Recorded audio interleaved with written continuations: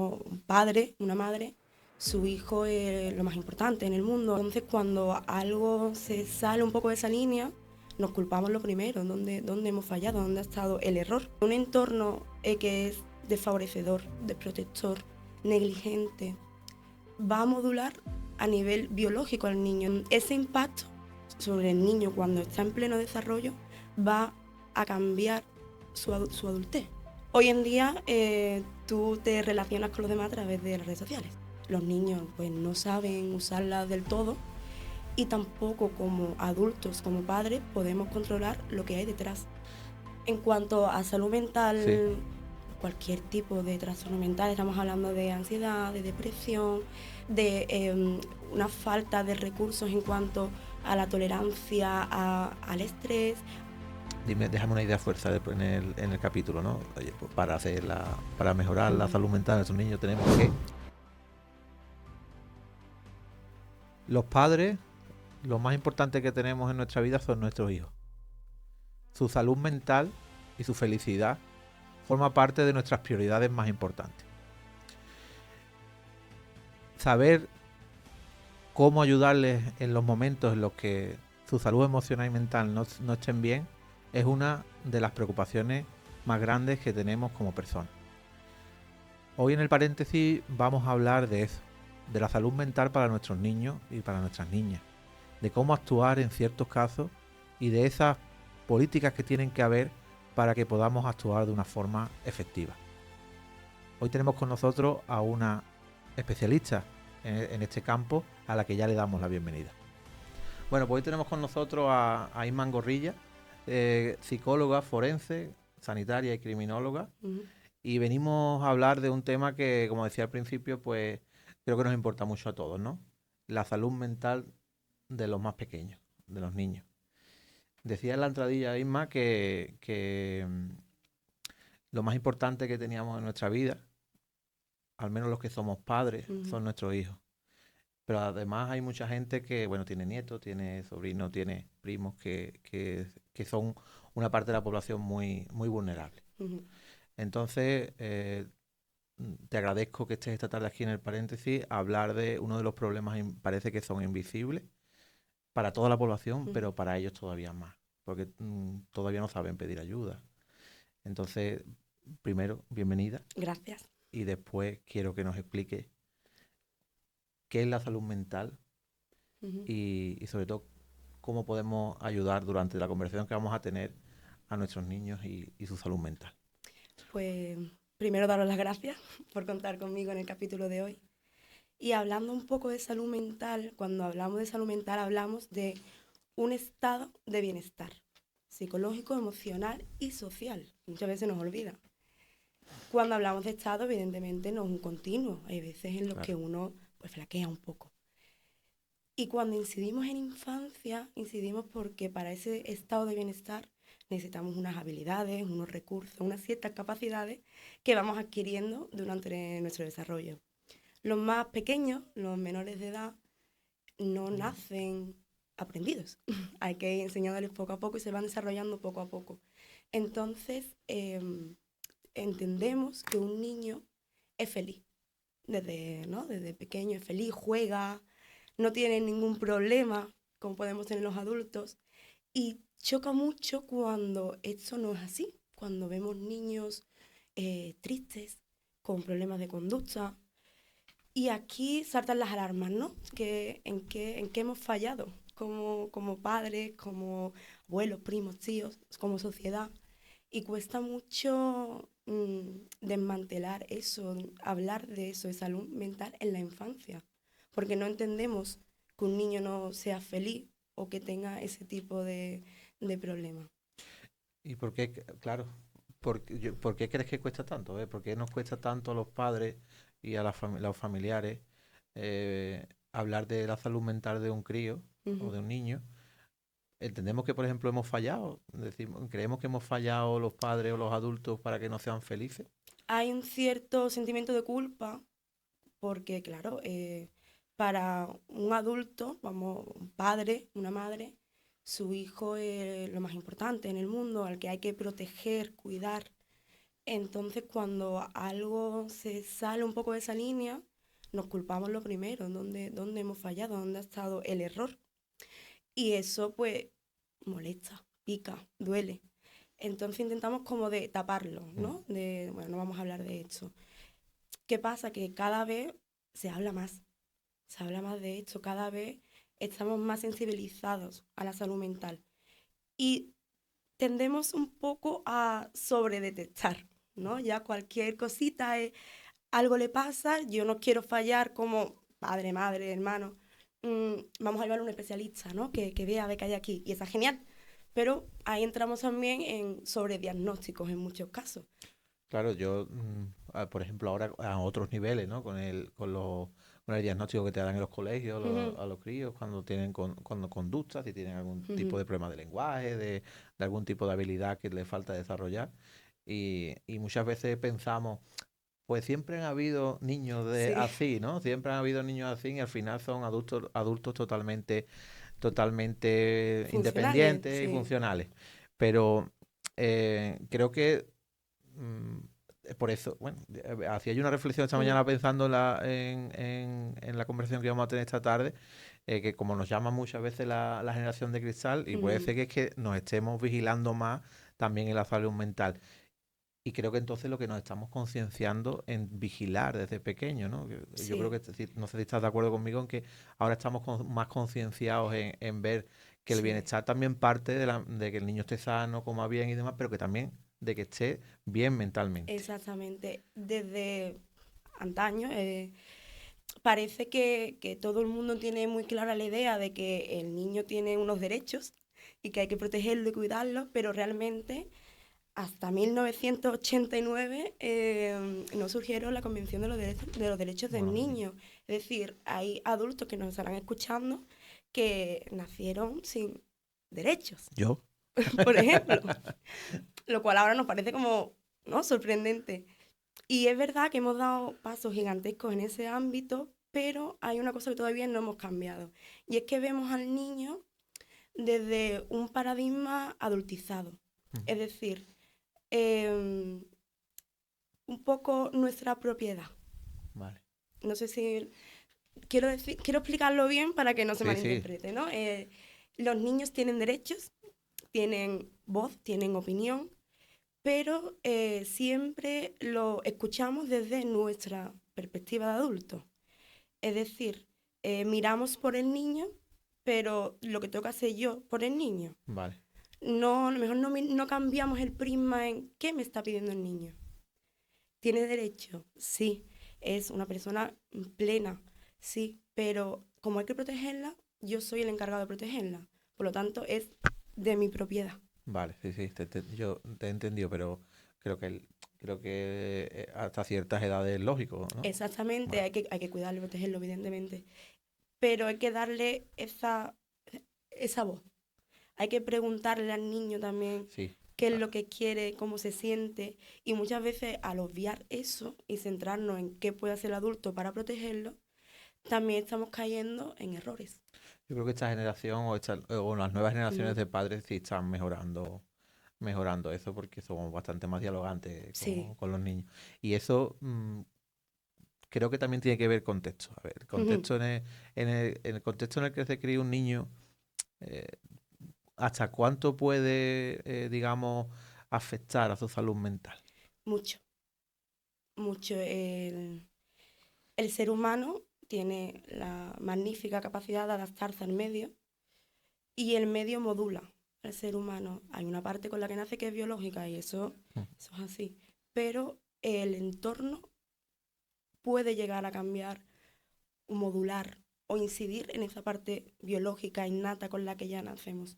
Entonces, un entorno que es desfavorecedor, desprotector, negligente, va a modular a nivel biológico al niño, es decir, podemos entrar ya en bases neuronales, en neurodesarrollo, ¿no?, en lo que viene siendo la cabecita del niño. Ese impacto sobre el niño cuando está en pleno desarrollo va a cambiar su adultez.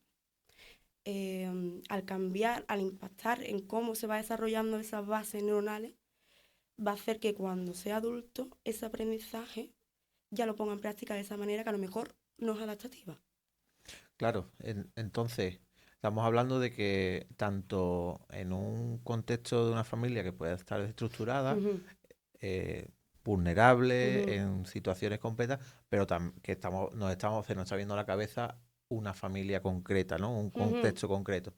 Pero también, según nos me estás diciendo, incluso dos padres, una pareja que no se termine de respetar, que Ujú, él vea, o que incluso no tengan no su salud emocional o ujú. su capacidad emocional bien desarrollada, porque puede atraer Sí, lo mismo que le puede pasar al niño. exactamente, es encadena un Eso se va poco. encadenando Sí, entre unos y otros, ¿no? sí, Como decía, los traumas de mis padres, los traumas de tus traumas no se sí, los dejes a tus hijos, ¿no? no los heredan, ¿no? Pero sí, porque al final educamos como nos han educado. Vale.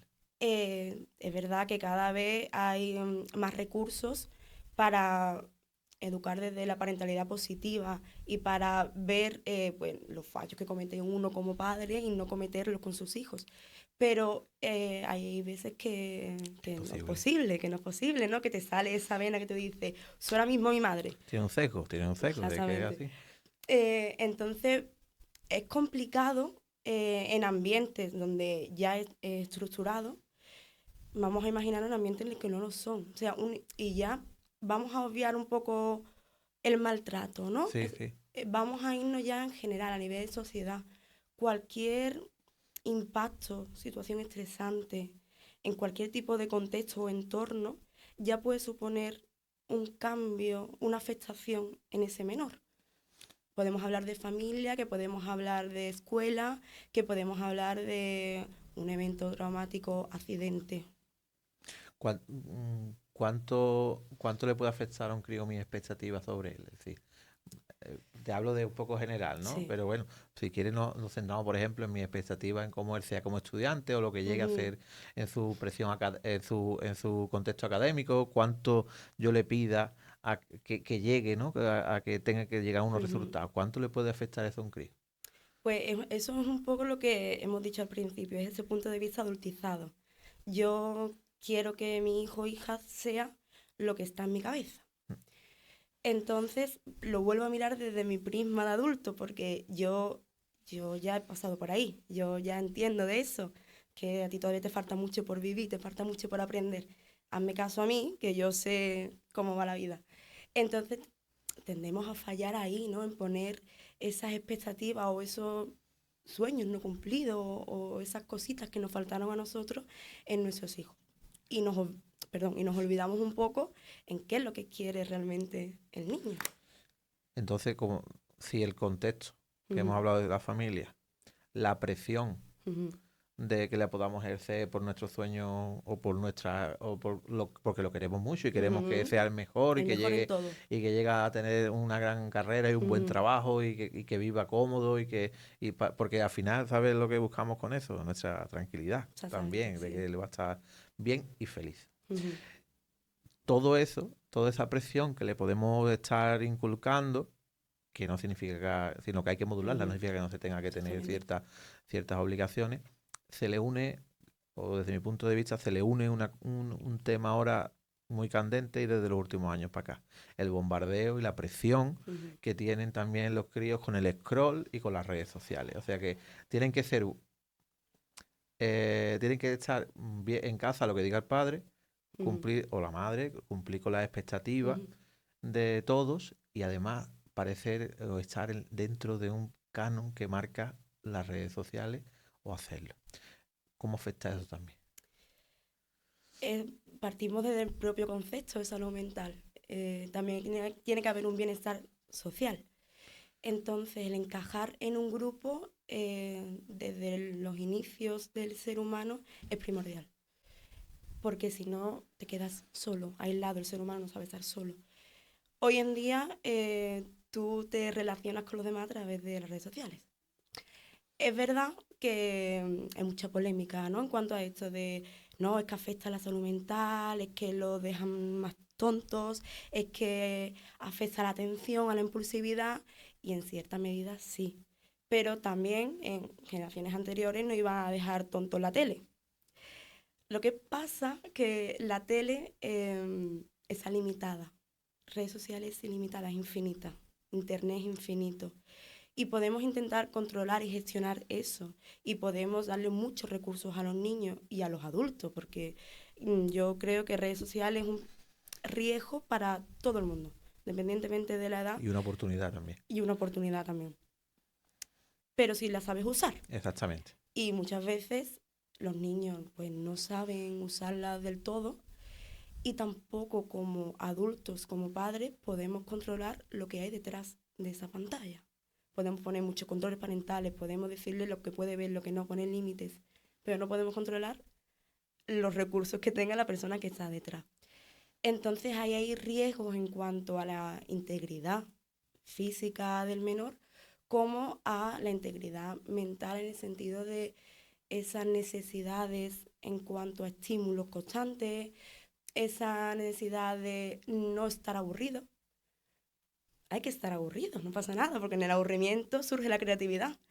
Y hoy en día es un constante, necesito estar divertido, necesito estar bien, contento. Y como adultos y padres también necesitamos nuestra tranquilidad y que el niño esté también tranquilo. Y que tenga su móvil. Exactamente. Eso lo hemos visto todo. Lo hemos tenido que hacer todo al final. ¿Vale? Exactamente. Entonces, con respecto al... Volviendo un poco al cole, ¿no? Al cole. ¿Cómo se relaciona el acoso escolar a la salud mental de los críos? ¿Cómo llega a relacionarse eso? Bueno, el acoso es que en sí es un maltrato, es un impacto en cualquier persona, ¿no? Evidentemente, sobre todo más en la víctima que lo está sufriendo. Hoy en día creo que estamos más concienciados en cuanto al bullying, al acoso escolar.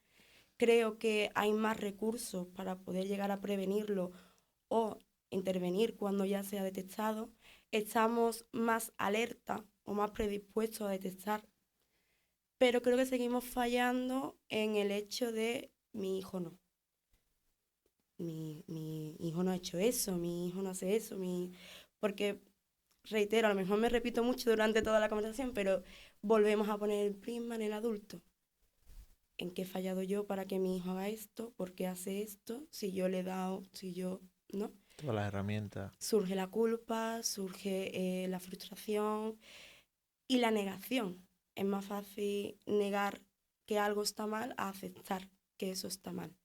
Un mecanismo de defensa, no es una crítica. No, O sea, sí, a ver surge así. Entonces, ahí tenemos que seguir incidiendo.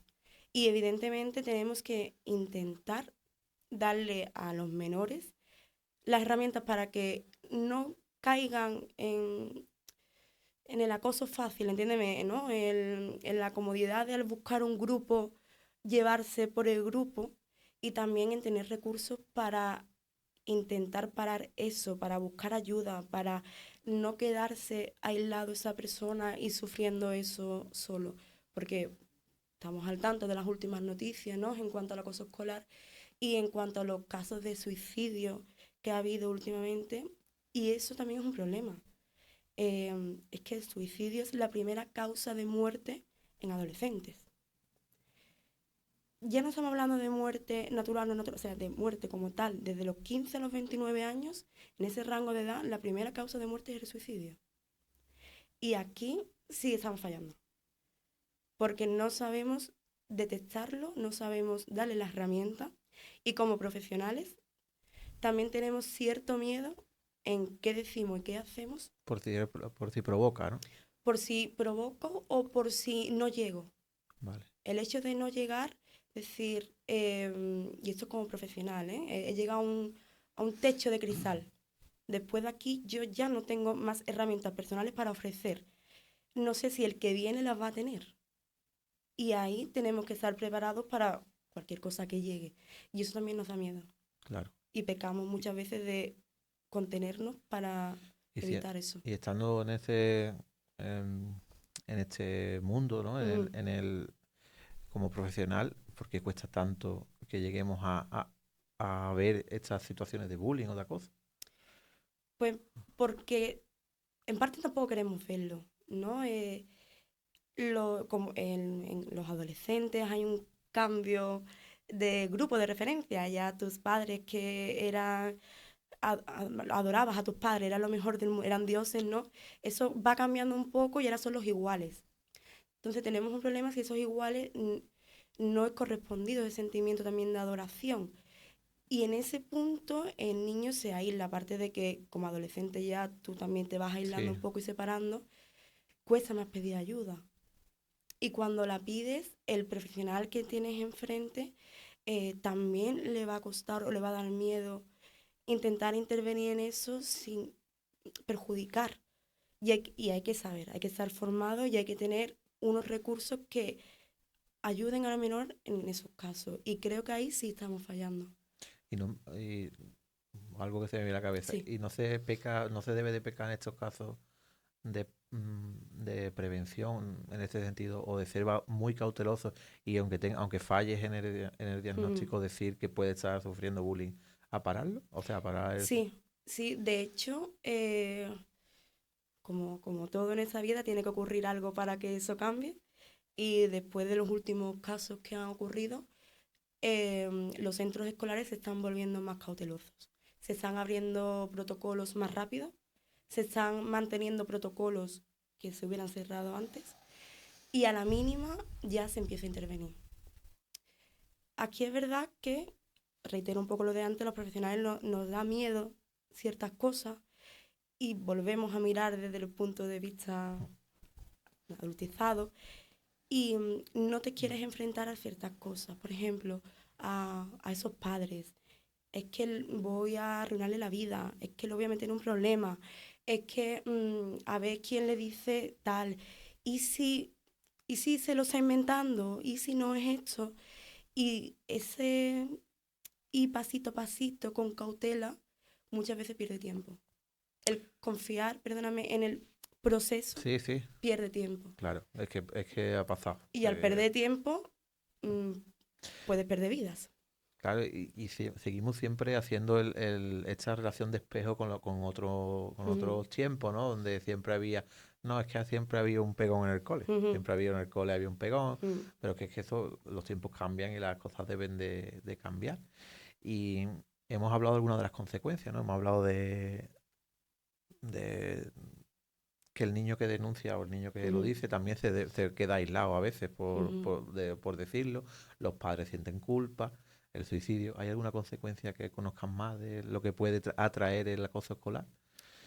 En cuanto a salud Sí, mental, cualquier tipo de trastorno mental, estamos hablando de ansiedad, de depresión, de una falta de recursos en cuanto a la tolerancia al estrés, a situaciones violentas, agresivas. Estamos hablando de un efecto rebote, es decir, para que a mí no me hagan, yo hago, y que la víctima se convierta en acosador, y hablamos de problemas de conducta, problemas comportamentales. El abanico es muy amplio, pero el abanico es muy amplio tanto en acoso escolar como en cualquier otra circunstancia. Es decir, cualquier impacto en la salud mental, física de una persona, ya no vamos a hablar solo de niños, va a poder conllevar todo este tipo de problemáticas, de sintomatología que estamos hablando aquí. No solo el acoso escolar, no hay una sintomatología asociada solo al acoso escolar. ¿y cómo le ayudamos? ¿Cómo Los, lo ayudamos? los padres tenemos esa espina o ese puñal siempre de Ujú, Damocles, ¿no? Porque queremos que sean, lo hemos dicho al principio, ¿no? ujú, Sean felices, que no se aburran, estamos siempre ujú. con que estén bien, pero ¿cómo le ayudamos cuando llegan situaciones de estas?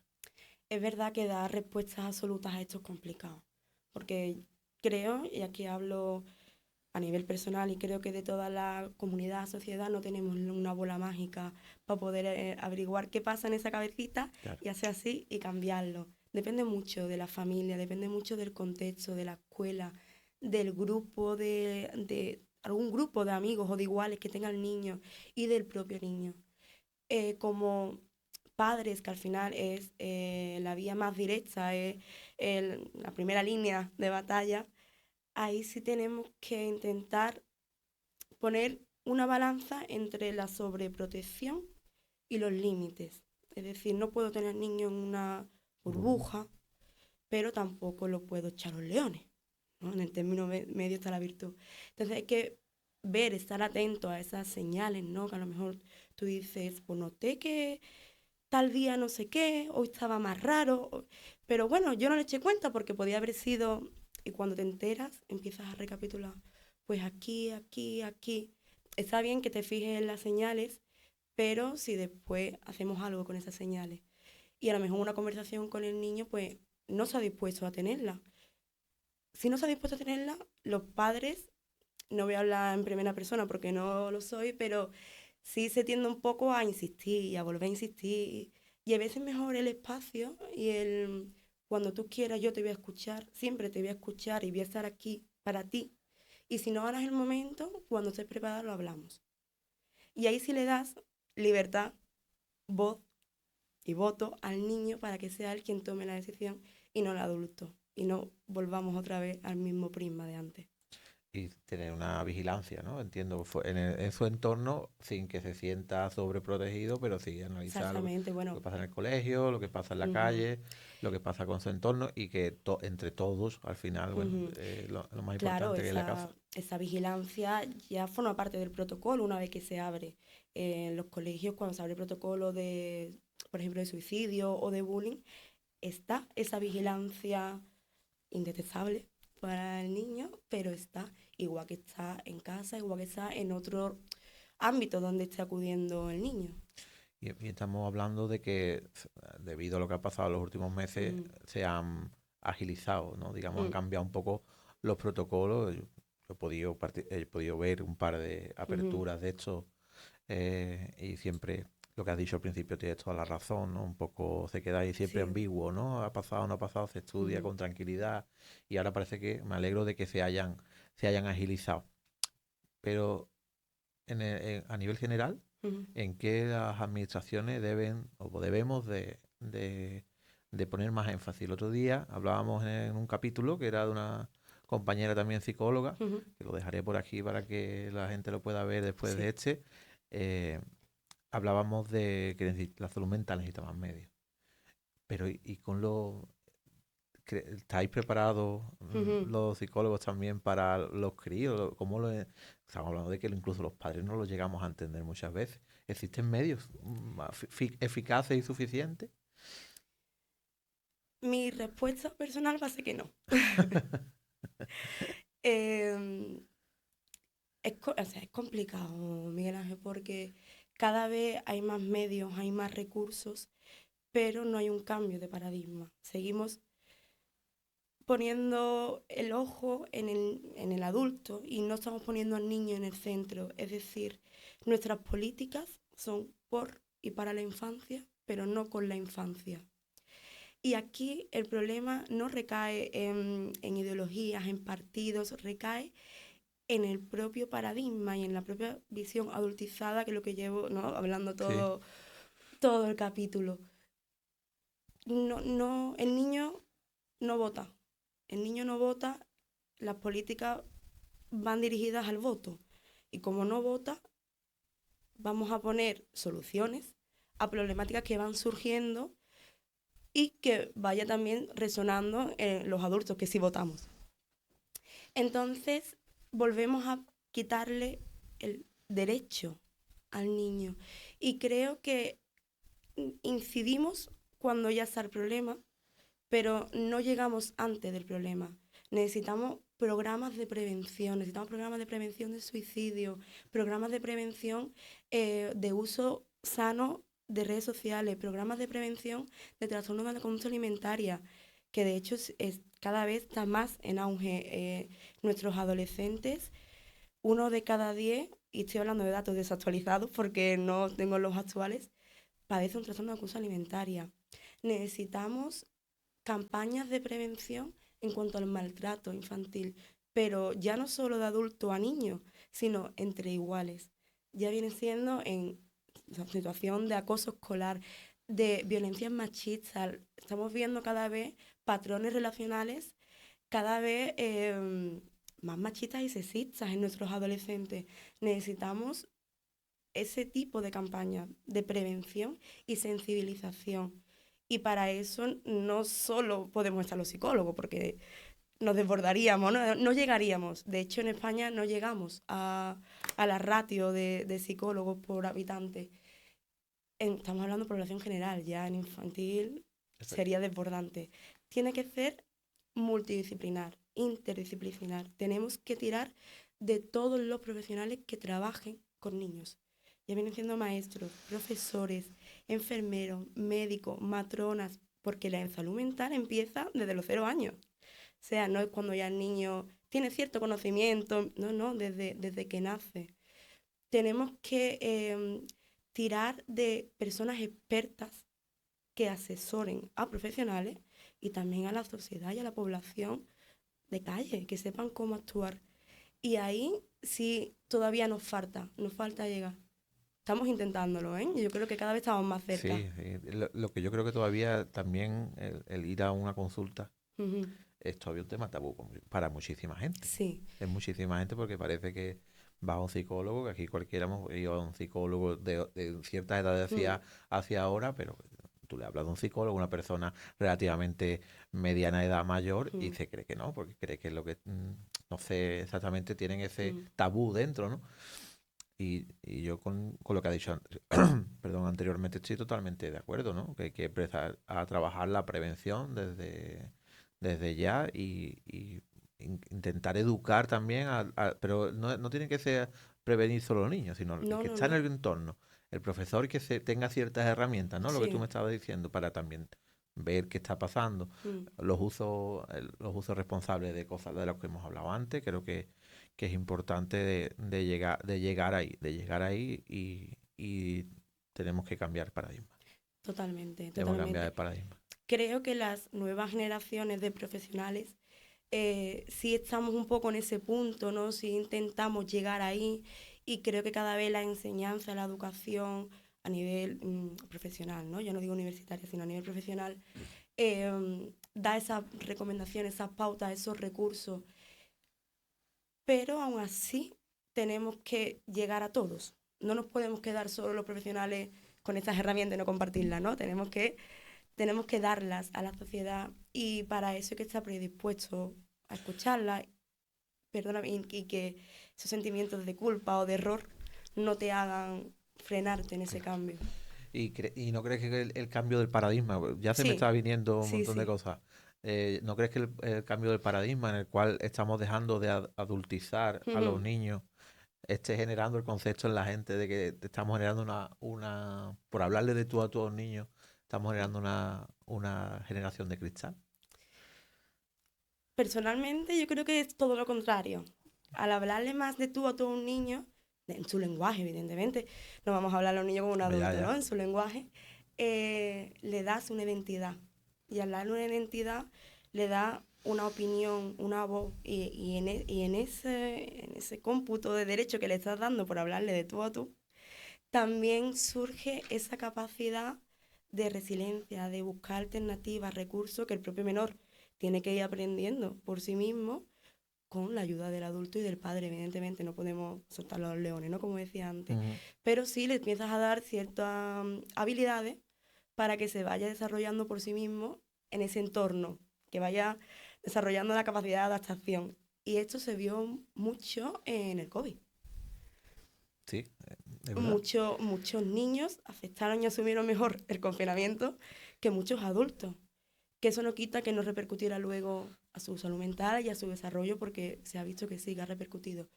Pero tienen la capacidad de adaptación. Vamos a dejar que se vayan adaptando poco a poco con nuestra ayuda.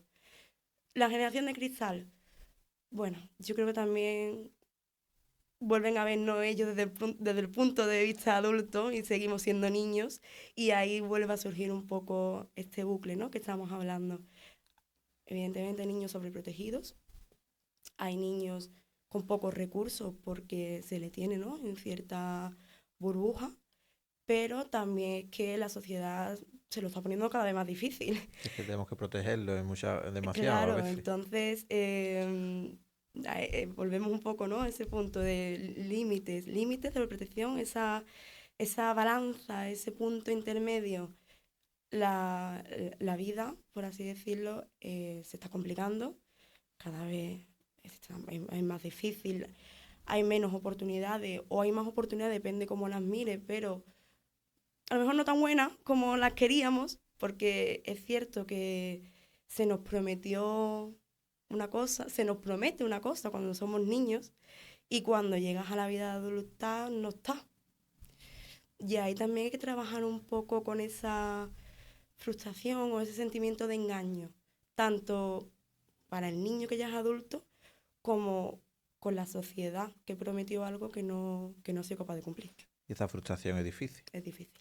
Que se nos lo diga a las generaciones jóvenes que salimos que salimos del de ahí. 2008, ¿no? Que estudiar, y es muy entendible la frustración que hemos pasado durante todos estos años y que se sigue pasando. Como idea fuerza, y más, ¿qué podríamos hacer para cuidar la salud mental de nuestros niños? Dímelo, hemos hecho un repaso general en la conversación esta sobre qué podríamos hacer, ¿no?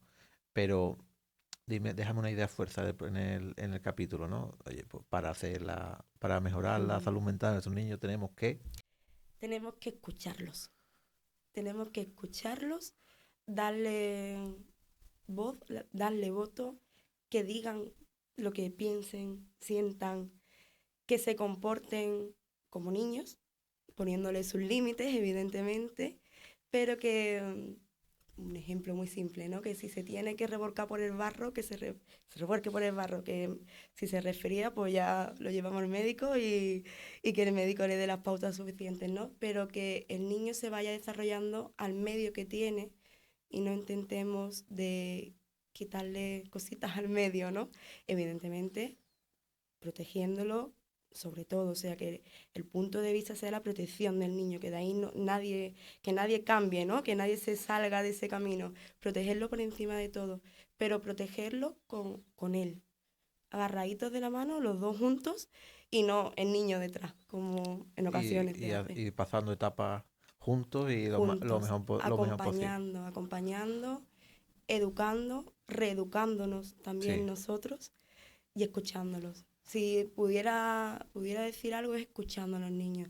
Y creo que tenemos la suerte de que cada vez los profesionales lo hacen, cada vez las personas que están y trabajan con niños lo hacen, cada vez más personas expertas o con ciertos conocimientos en infancia.